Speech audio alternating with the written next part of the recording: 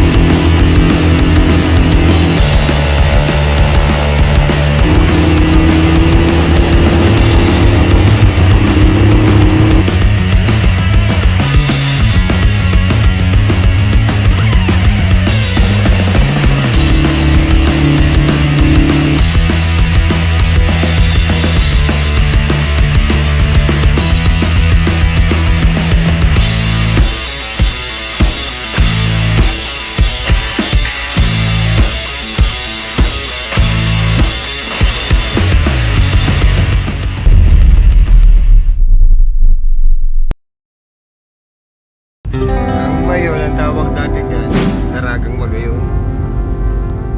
Siya yung ano daw dito, diwata. Kasi hindi siya basta-basta nagpapakita. Oo. Kaya ang Mayon mahiwaga.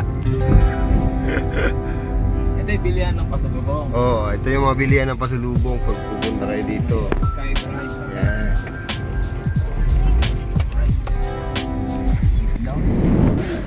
Alright, what's up mga ka-tripAventure?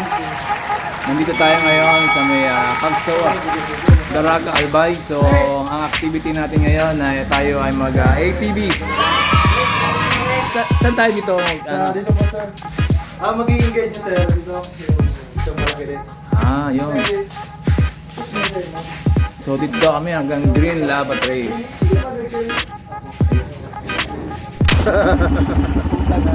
Alright guys.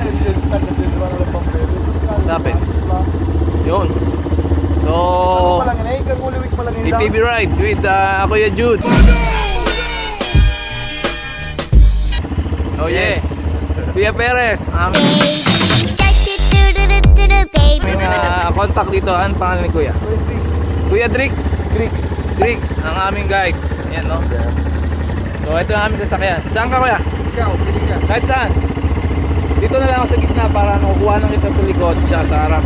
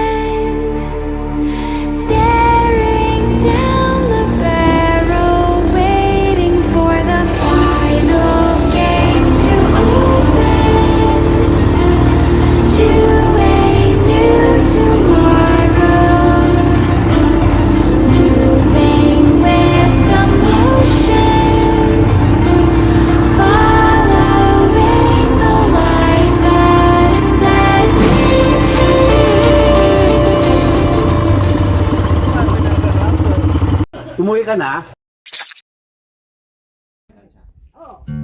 Green Lava Train. After ng fun and exciting 30 minutes of ATV ride ay marating yun na ito. At syempre makikita nyo ng closer look ang Mayon Volcano. At magpa-picture dito ay sobrang memorable.